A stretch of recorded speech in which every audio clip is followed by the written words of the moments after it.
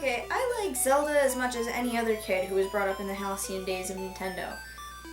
Link's Awakening was, the gateway drug to my mom's video game addiction, so Zelda's always kind of been a big thing around our house.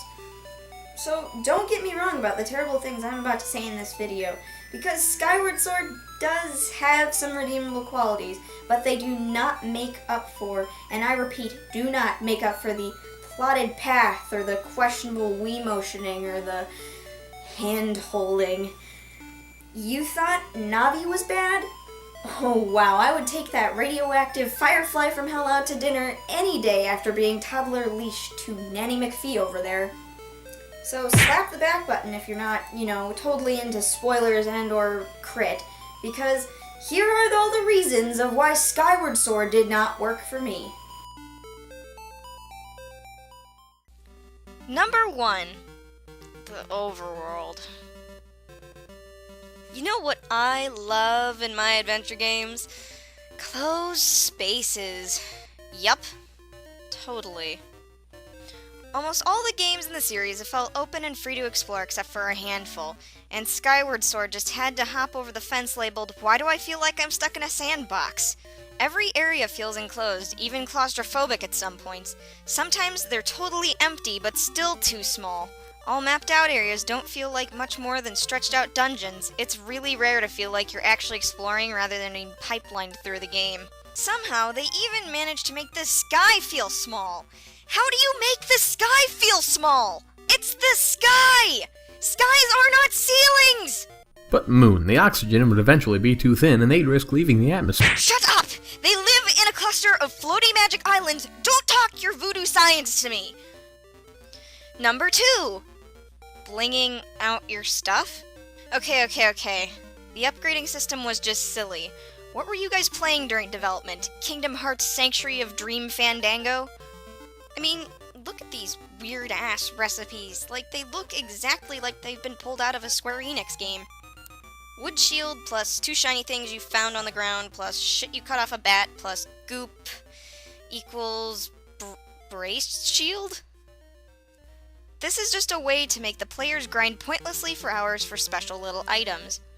Artificially lengthening the game this way is a horrible move, and instead of focusing on making up stupid recipes, they could have spent their time making maybe more funnel dungeons, or something that would have actually made the game longer in a real semi-enjoyable way.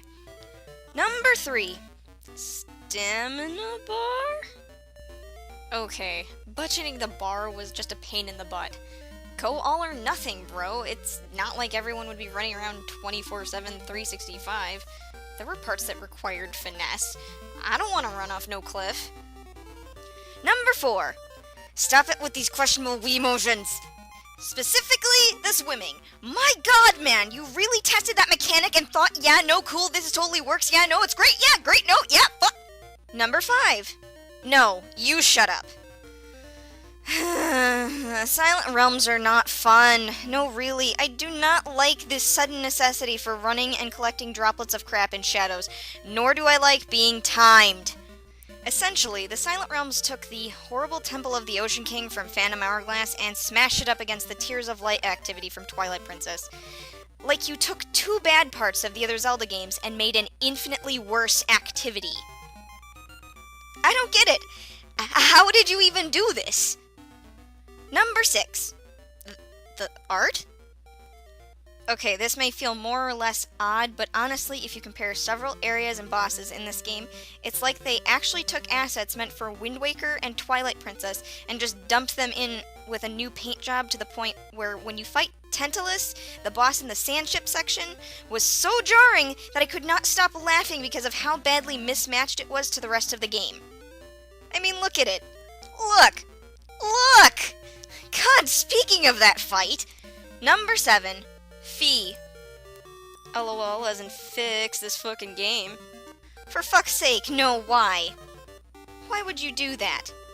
Why would you do that? That's horrible! She makes Navi look good! Navi! Navi! The prior bane of all Zelda games!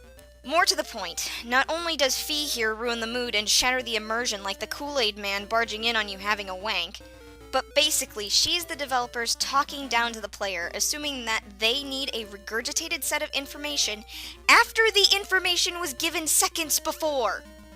Look at this! This is not okay! This is a ridiculous caliber of handholding that's insulting! The player does not learn or grow with the story. A lot of your accomplishments feel empty because of this factor. You were essentially handed a map that tells you exactly what to do. There's no figuring it out or mystery about it. Fee just directly fucking tells you because the game developers thought it was way too hard for you to figure it out on your own, and that is not okay. Also, this detracts from potential outside engagement. The difficulty I had getting the hang of Ocarina of Time as a kid made my mom get involved and help me to the point where we were enjoying the experience together, which led to my mom's own love of games. If Ocarina of Time had been just holding my hand the entire time, my mom's interest in games might never have existed. By virtue of Fee existing, she actually undermines the peripheral concept of single-player collaboration. Now, don't get me wrong, I understand that Nintendo wants to keep things simple for younger audiences, old people, and other filthy casuals they've amassed, but that doesn't mean they should forget the gamers that made them what they are today. Really, if they absolutely have to insert this sort of thing into every game, the least they could do was to insert a way to turn it off. Number 8. Clowns. Girahim was about as interesting as a tube sock. There was very little that was ominous or threatening about him, which made the entire supposed dire situation with Zelda's whereabouts even less intriguing. Nintendo, all you did here with this character was plug in the odd deranged anime clown character pattern that's developed out in recent years, and it is not even a strong character pattern. You could have taken better deranged clowns at the very least to use for an example. Honestly, I'm more frightened of Fire from Twilight Princess than the antagonist that is there throughout the majority of the game. Frog Wiggle Tongue or no. Number 9. Weak backstory. Ugh, Moon, who cares about the backstory? No, shh. Just listen.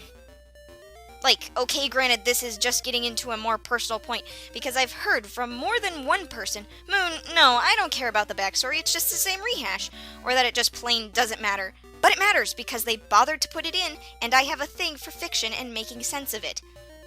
Subject A. The bird. Okay, so, no, really, the bird? The fucking bird? You put all this goddamn emphasis on how Link is such a special snowflake because he's got one of the rarest or the rarest bird color thing, and you couldn't even grace us with a flashback? Like, really, with all the damn time you take up during gameplay with Fee rattling off information directly after it's been given to you by something else, and flashing the damn item summary and screen at me when I find something, you would think that maybe, just maybe, you could have snuck in a 30-second additional bit of footage with Child Link getting his goddamn super special super destiny fortified bird! I gotta go get a fucking cup of coffee or something, I can't take this shit. Subject B. I know care about Zelda.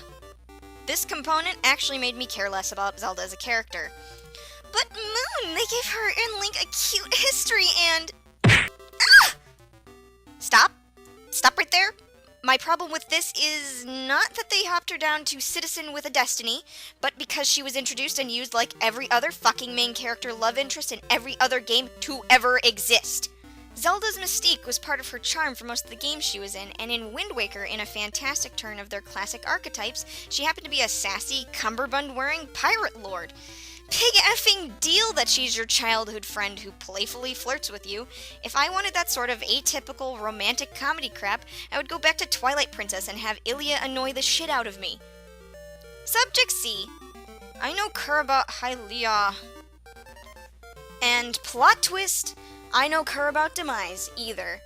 If you were trying to put the proverbial plywood over the plot hole here, Nintendo, I think you should have not run your 60-ton truck over it immediately after. You guys had your shit pretty squared away before. It wasn't like Ganondorf or Zelda needed explaining. You had Din, Ferori, and Nehru for your stupid Golden Triangles creation myth.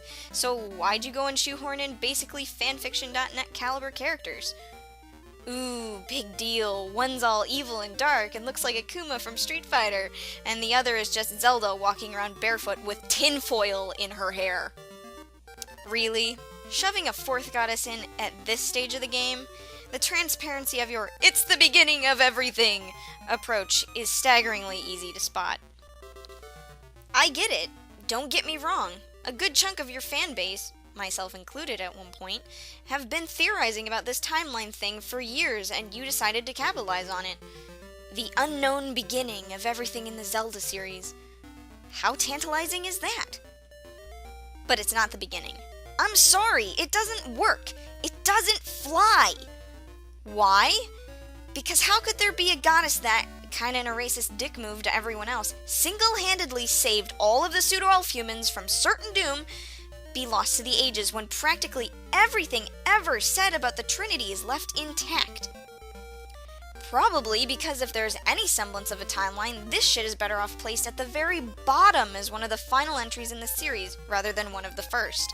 Then maybe, just maybe, you could say that Hylia was some royal family member that channeled her inner sage of light and saved everybody. Subject D. Everything is ruined forever. The subject prior to this and this one are just bleeding together, and it's kind of hard to cover this concisely, but seriously, there is too much about this game that does not work as a precursor to every other game. You know, this isn't the first game that the Master Sword had to do some waking up via tasks, and I'm sure it won't be the last. Also, the technology shown doesn't lend itself well to a "this is the origin" frame-up, especially not with fucking sentient robots running around. I swear to God, it's like you guys are planning on some bullshit cyberpunk precursor game. Well, you already did steampunk, kinda. Basically, when you boil it down at the end of the day, the whole timeline concept was only alright as a concept when it wasn't official. Making it concrete was just a poor move for the sake of intrigue. Number 10. Timeline Oh, wait, we covered that already. Well, I guess we're out of numbers, but you know what I didn't hate? Groose. Groose was actually a character that seemed to grow and develop out nicely through the story, starting off as just the punk-ass meathead from your hometown to an integral part of you defeating the Toddler of Darkness, or whatever the hell you want to call it. He's like the Vegeta to your Goku, but more stupid and less powerful. Actually, that kind of sounds like Nappa from the abridged series. He's a shining example of what makes some Zelda games. It's why people recall Midna's sass and Lineback's... well, maybe not Lineback, but characters like Mido and Rudo and the Happy Mask Salesman and Naboru with her huge polygon schnoz. But a single character can't make up for an entire failed experience. So, there you have it. Skyward Sword and why I just don't care for it. I mean, some of it was good. I mean, the fight in the cistern, and I think there was something else, but off the top of my head, I just can't think of it. You know, it's like my grandpa used to say, you never should...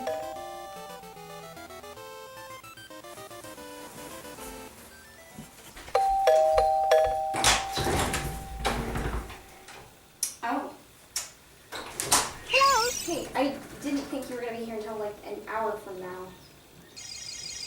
You know, your profile picture said you were taller. Hey, listen! This is a little weird. Hey! Yeah, so I mean, you could come in. It's just, I gotta run upstairs and get ready and, Hey, watch out!